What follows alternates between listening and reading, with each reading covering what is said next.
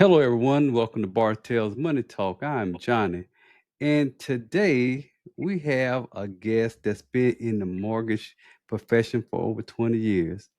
And, one of the things that I always think about is everyone right now says it's a buyer's market. But is that really true? Why are so many families are sitting on the sidelines and not really buying homes? And in today's, our interest rates really keep people from purchasing homes? Or is there a smarter way to finance a home? Well, today we are talking to Mr. Richard, who's going to kind of help us understand some of these complex issues that's going on in the market today. He is a branch manager and a senior loan officer at CMG Home Loans in Oregon, which he deal with all this stuff all the time. Welcome to Bartell's Money Talk, your go-to podcast for financial empowerment and insight. Let's dive in. So, Michael, could you please introduce yourself, sir? Yes, sir. Yeah. So, my name is Michael. You can call me Mike. But I've been in the business for about 20 years, like you said, and I was with another company for pretty much my whole career, except for I made a move here in last November to CMG Home Loans, and it's been a game changer for me. So, anyway, been in the mortgage space for a long time. Been through a lot. If you do the math there, encumbers some pretty rough and tumultuous times, and made it through and thrived and have been blessed. It's been a wild roller coaster ride, but super thankful to be in this business, and I'm very thankful to have made this move. It's reinvigorated me, and I've got some fun stuff to share. Hopefully, that maybe will turn some heads and get people thinking a different way. Hey, that's wonderful. Well, welcome to the show, Michael, and I'm sure our conversation will hopefully strike some interest there and look at stuff in a different mindset.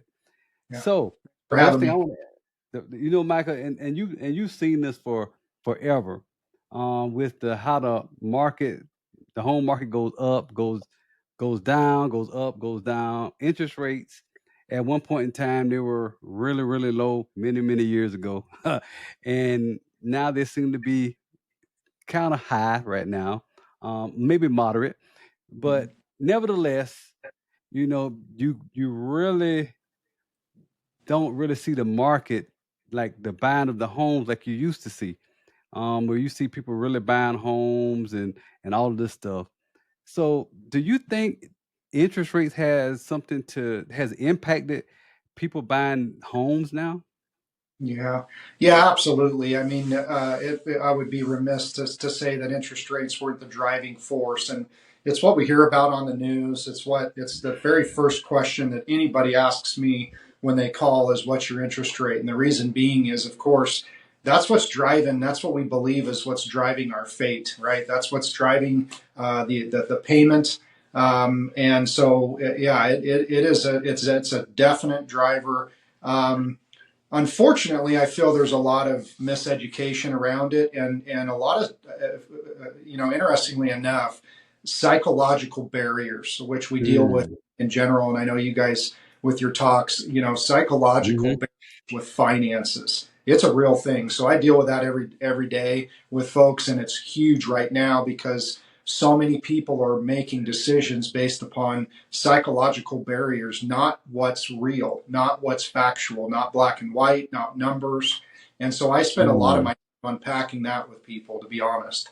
But again, long story short, interest rates after absolutely are impacting the amount of people that are willing to throw their hat in the ring with the home ownership right now, or make a change. A lot of people are, those who are homeowners, maybe they want to make a move, and they did financing, 4 years ago when rates were 3%, and they just can't let go of that rate. And Yeah. so it's Yeah. a tough one to overcome, for sure.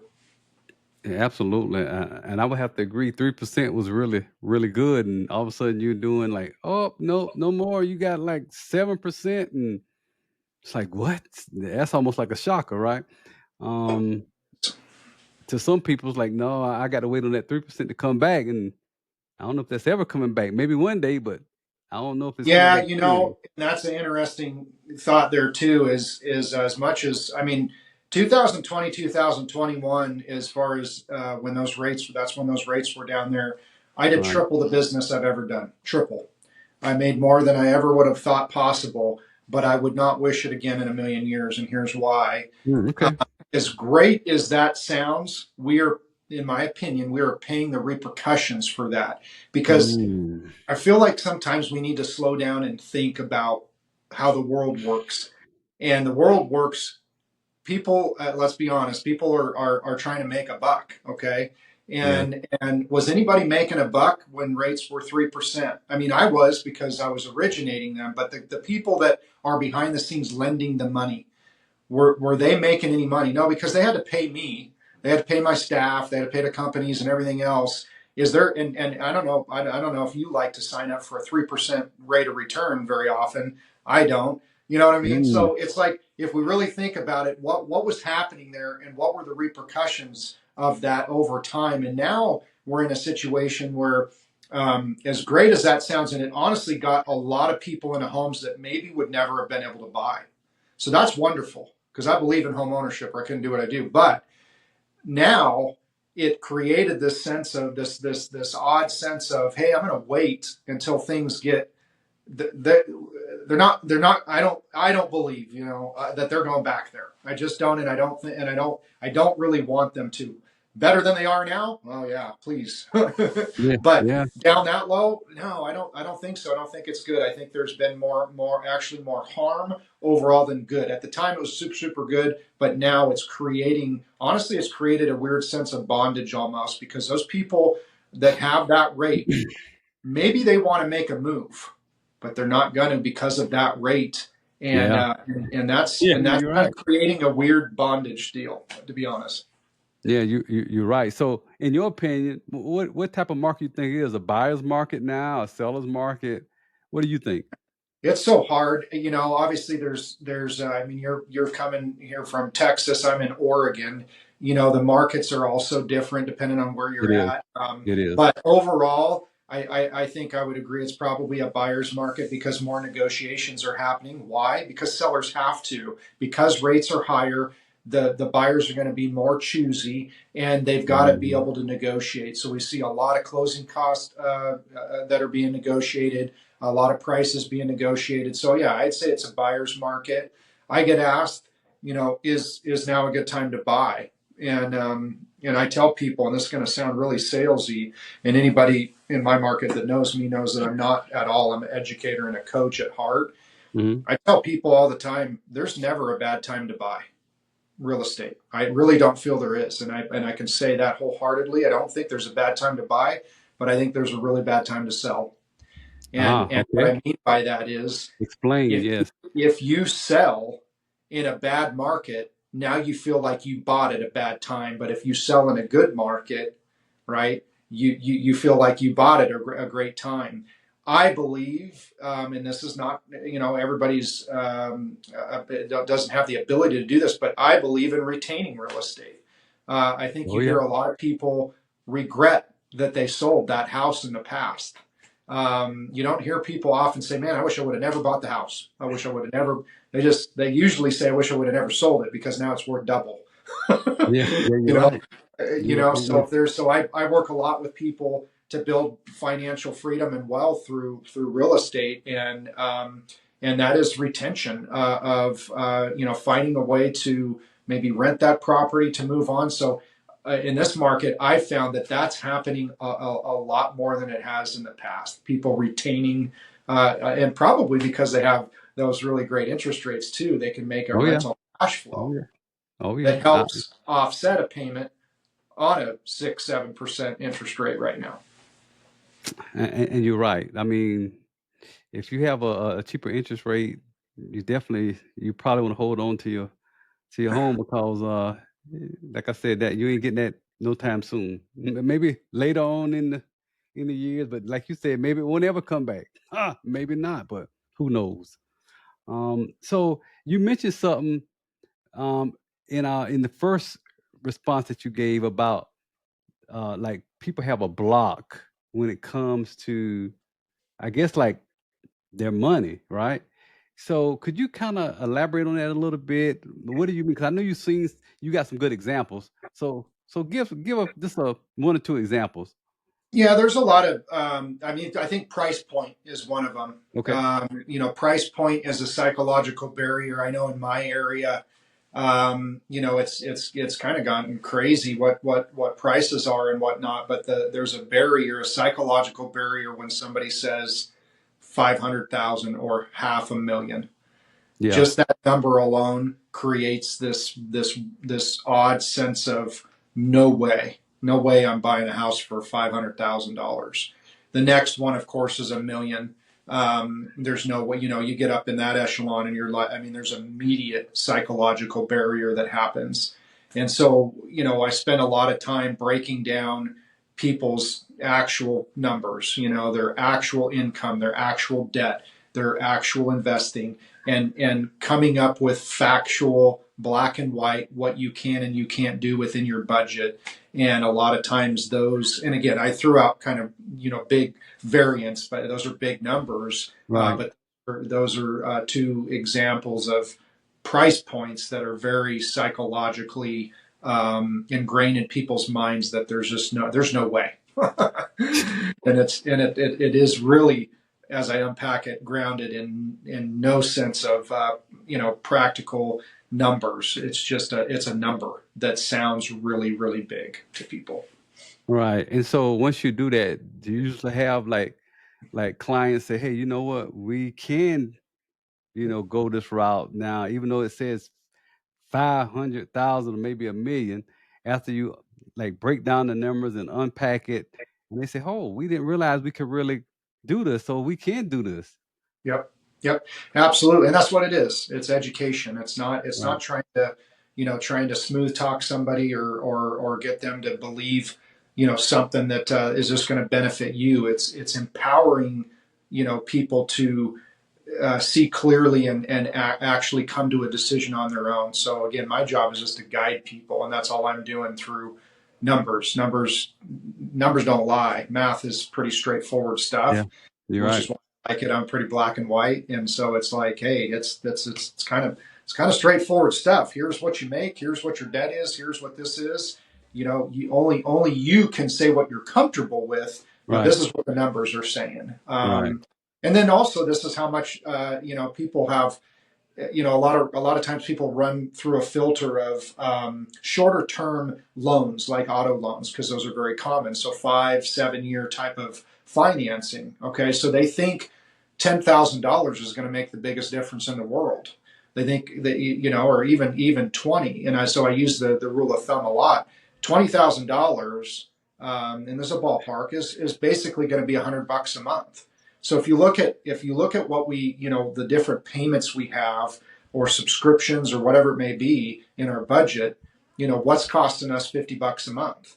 That's $10,000 in a mortgage. What's costing us $100? So when you look at like a vehicle loan, for instance, that's the biggest obstacle people have. Couples have couple vehicle loans, and these days, goodness gracious, they're ginormous. And a $300 payment, which is on the low end these days, $300 payment on an auto loan, that's 20, 40, $60,000. That's a whole different caliber of a house. And so Yeah. it's just breaking down the actual numbers of it instead of people just making assumptions. Oh no, I can't do it. Yeah, and just really factually breaking it out for them. Yeah. Okay. Well, that makes sense. I mean, once you get the numbers, like you said, the numbers don't lie. It's just whether you're gonna uh, move that way based on the numbers, or whether you're gonna say, "Oh, nope, I don't want to do it." So Yep. you're Yep. correct. Yep. So since you've been in like this industry for like 20 plus years, and I know when you first started out, I'm sure you deal with like all kind of clients, high earners, medium, low, um, and I know there's like this. Well, at least back in the day, they had this model for like mortgages, right? Like the models, like 30-year fix or whatever the case may be. In the present day, what has that changed any, or is it or is it still the same? Has that been outdated, or has it kind of migrated into something new? You're listening to another episode of Bartell's Money Talk. We'll be right back after a quick word from our sponsors. Take charge of your financial future with Bartell's Financial Coaching, led by Teresa Bartell. We offer personalized guidance to overcome debt and achieve financial peace. Our results-oriented approach provides actionable strategies for lasting change, no matter your background. We welcome you to schedule a free consultation today at 830-252-0320. Start your journey towards a brighter financial future today. Yeah. Good question. So I'm gonna flip it back on you for a second. Okay. What do you think the answer is to that in regards to how do you know, prior to this conversation, of course, do you know of different models of repayment on a mortgage or is a 30-year, 15-year, 20 year, is that kind of been the deal, and that's kind of what we all accept? Well, what I would say is back when I could remember, especially when I first bought a home, 30-year fixed, 15-year fixed, they might have had some variable options. But now I do believe there's other options out there that you can use. Yeah. I mean, I do believe that, yes. Yeah. So there hasn't been a lot for sure, but I've been, like you said, I've been doing this for a long time. Made this move. As you can imagine, when you're with one company for the extent of your career and you make a move, it's pretty overwhelming. So once I got drinking from a fire hose, I say, I figured, well, I probably should dig into what can we do that nobody else can. So proprietary product. And so as I did that, I ran across a loan that is different. And it really blew my mind, and it forced me for the first time actually to really question what I've done for my career and what I've thought, and it questioned all of it, and so I started digging into research in regards to the mortgage and realized that the 30-year mortgage, FDR, came out with the FHA mortgage. I believe it was 1934. Let's call it the 1930s, right after the Great Depression, to help people get into home loans. And I thought, wow. So you're telling me that we came out with this 30-year termed loan, amortized loan, and we haven't changed it. Because to this point, I didn't know of any different model for repayment. There's been various little versions of little things, but nothing that really changed the way a mortgage was paid back. And I thought, gosh, I can't think of anything in American history that hasn't evolved since 1930. And yet, this is the mortgage is the one thing that honestly holds us back from financial freedom. It holds most of us back from retirement. That's the one thing we're trying to get to. If we can get mortgage free, we can retire. Mm-hmm. And so it's a big one. It's what we drive for. And so anyway, so I thought, man, that's pretty frustrating. Anyway, so this until I learned about the all-in-one loan that CMG has, and this loan has changed my path.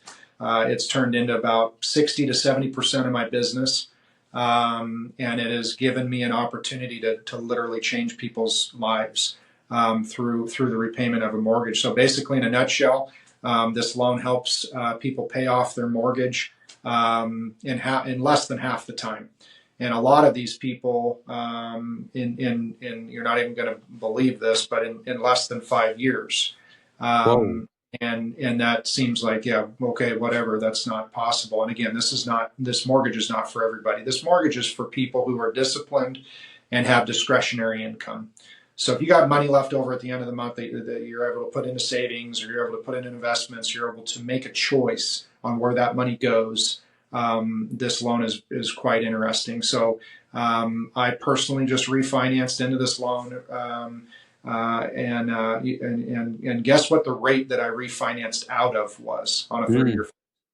What's the rate? 3.625. Whoa. So Say that. that Say sounds that. silly, doesn't it? Say Like, that one why more the heck time. would you do Say that? it one more time. Say it one more time. Three what? 3.625. So Yep. that hasn't been around since when? Whew, Yep. And years. I'll never get it again. So it's like, and this is what, and so I call myself a professional, and I see the numbers all the time. Why in the world would I do that? So it's simple. Well, it's not simple, but it was a simple decision for me once I understood it. So, bottom line is, in a nutshell, I'll pay off my mortgage conservatively in 8 years and aggressively in 4, and that's no joke. And the best part is, I will have access to every single penny that I've put into that mortgage, because obviously I'm paying it down. I will still have access to it. So this loan is completely different than anything we've ever been a part of. It's not new, by the way. It's been out since 2005. And we're just the only ones that can do it. We have some partners upstairs that can do it in the broker channel, but pretty much we're the only ones that can do it. And I had never heard of it before. Never heard of the concept. None of it. And I call myself a professional. And so I was a little bit disappointed that I didn't know about it, although I wouldn't have had access to it anyway. But irregardless, been out since 2005, and it's never had a default. So let that sink in for a second. 2005, what have we been through in the real estate and mortgage industry since 2005? Oh, Some you've really been bad stuff. some real bad stuff. Yep. Absolutely. And you And this said has this was never had a default. wow. So it's so anyway. It's not a fly by night. It's not some funky loan that's that's super risky. Again, not everybody's going to qualify for it. Like I said, it is a loan that's kind of built for folks that are disciplined and have discretionary income. So, again, in a nutshell, I've said that a couple times, but in a nutshell, it is a checking account that's fully integrated with a line of credit. Okay, so it is not an amortized loan; it is a revolving line of credit, and it Okay. is. Go ahead. Go ahead. No, I was, and I thought you said it's a revolving line of credit, and you said Yep. something else before that. I don't know. I don't know what I said. You said so is it just a revolving line of credit? Mhm. Yeah, so it's a revolving line of credit that's fully integrated with a checking account. Oh, Okay. So this is where it gets fun. So when I put money into my checking account, okay, my money comes into my checking account. It is tied to my loan now. The moment it hits my account, it immediately decreases my balance. So it goes to my line of credit. It principally reduces. So it's the only principal first paid mortgage. Okay. So it literally reduces the principal. And here's where it gets really fun. Your interest is calculated based upon that new balance that night at 9 p.m. and swept away. It's a sweep account. So literally whoa. every day, based upon a balance that you are controlling, you are driving down, a calculation is now done on that that balance and swept away each day.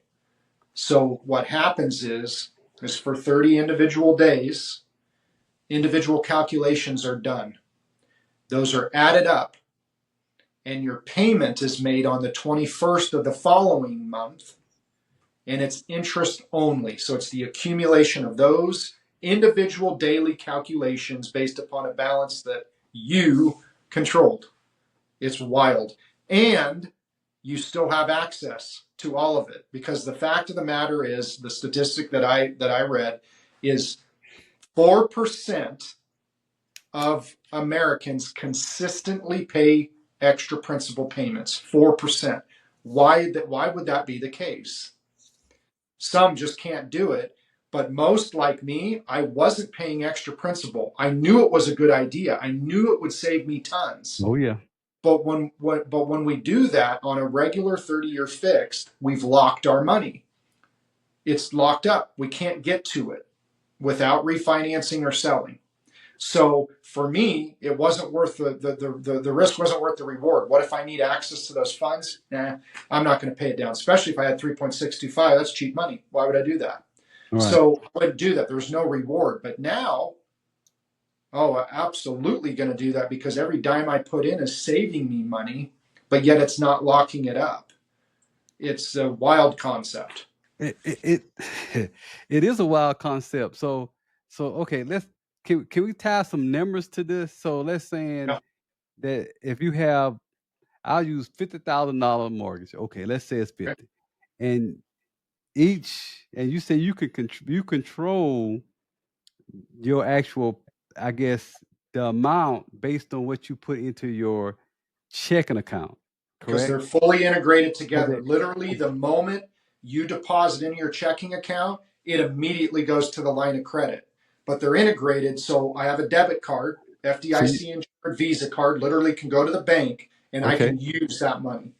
So you can pull the money back out if you need it, and then as you putting the money in, it's going to that line of credit. It's reducing your actual principal on that line of credit, correct? Right. And Yep. at the end of the month, then that's when the interest is a is applied and it's sweeped That's away. what, well, nope. The day, the end of the day, Oh, the end of the interest is, day. Okay. yeah. So each day is individual, Okay. right? So each day has its own calculation based upon the balance. Okay. Okay. So most Americans are spending money, every day. Oh yeah, yeah. That's Me true. personally, I might spend money every day, but I use a credit card. Now that's that, and to some people that's a negative thing. But then ask me if I pay any interest.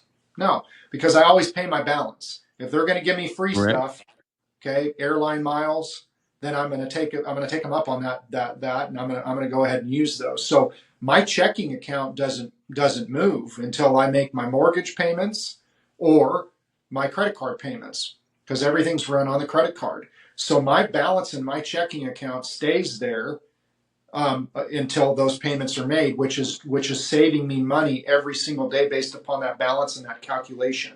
So now what we've done, instead of an interest rate being the driver, our fate.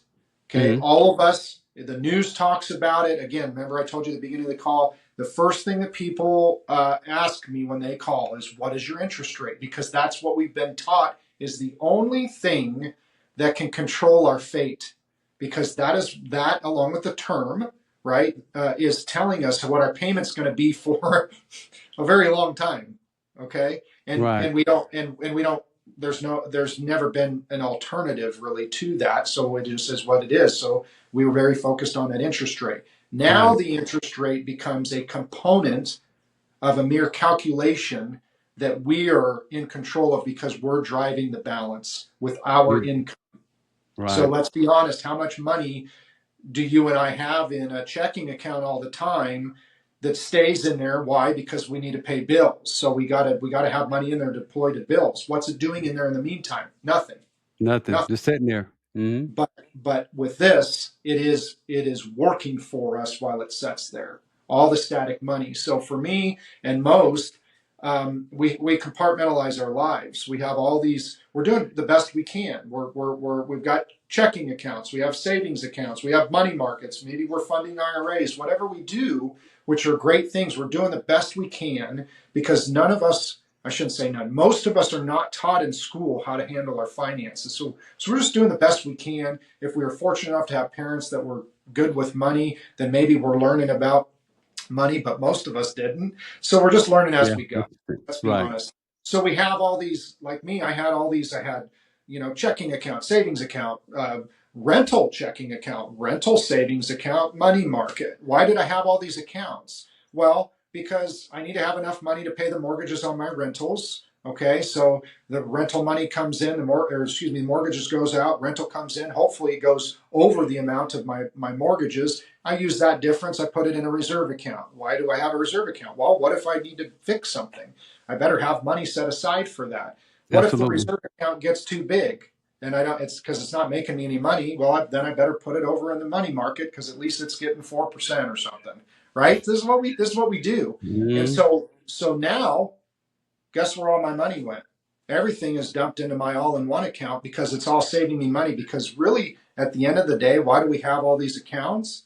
Is for access, liquidity, reserve, savings, all these things that are very, very good, um, and we need them.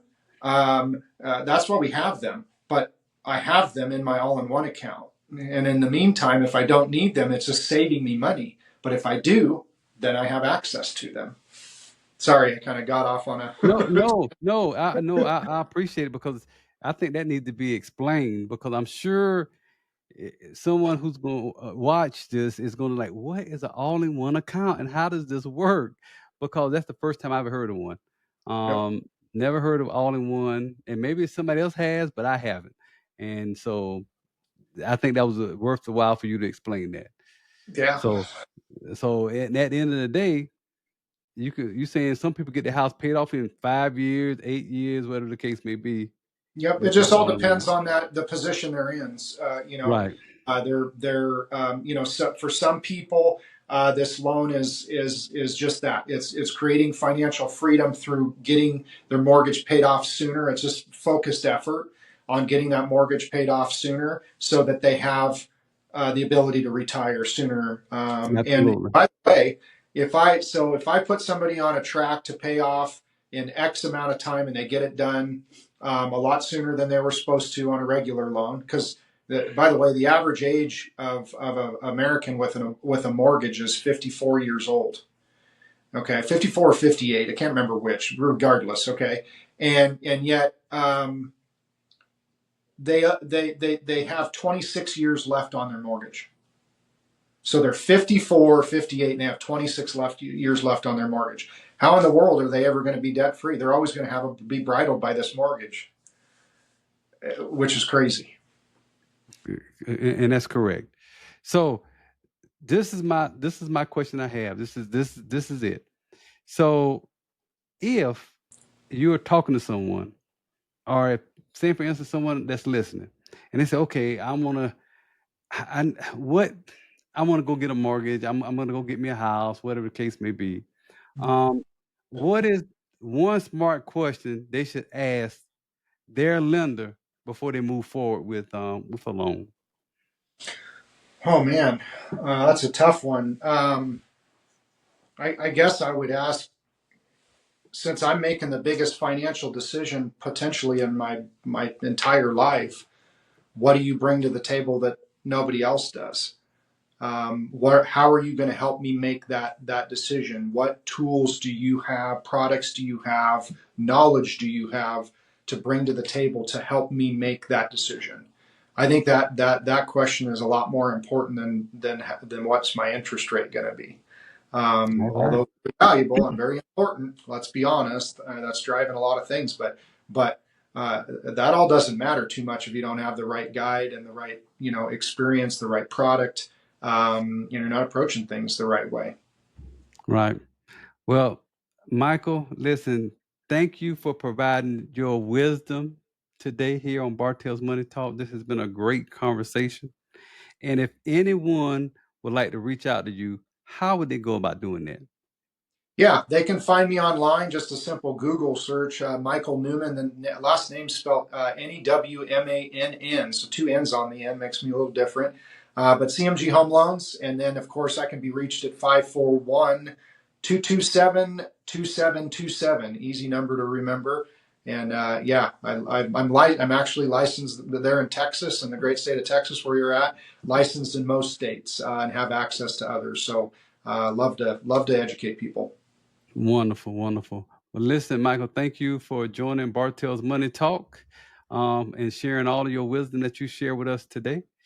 And listen, audience, if you like what you heard, please like, share this video, and subscribe to the channel for more content like this, and also just to hear some all this wonderful educational information that can provide you some good resources if you're looking to purchase homes or just improve your financial picture. So again, thank you, Michael, for your time. Yeah, thank you so much for having me. It's been fun. Absolutely. That's all for today's episode of Bartell's Money Talk. We hope you found our discussion insightful and empowering. If you want to stay connected and access more tips and resources, don't forget to subscribe to Bartell's Money Talk on your preferred podcast platform. And please consider leaving us a review. Your feedback helps us improve and reach more listeners like you. For even more financial guidance and exclusive content, visit our website at bartellscoaching.com. Until next time, remember, the journey to financial freedom is within reach. I'm Teresa. And I'm Johnny Bartell, signing off. Take care, and here's to your financial success.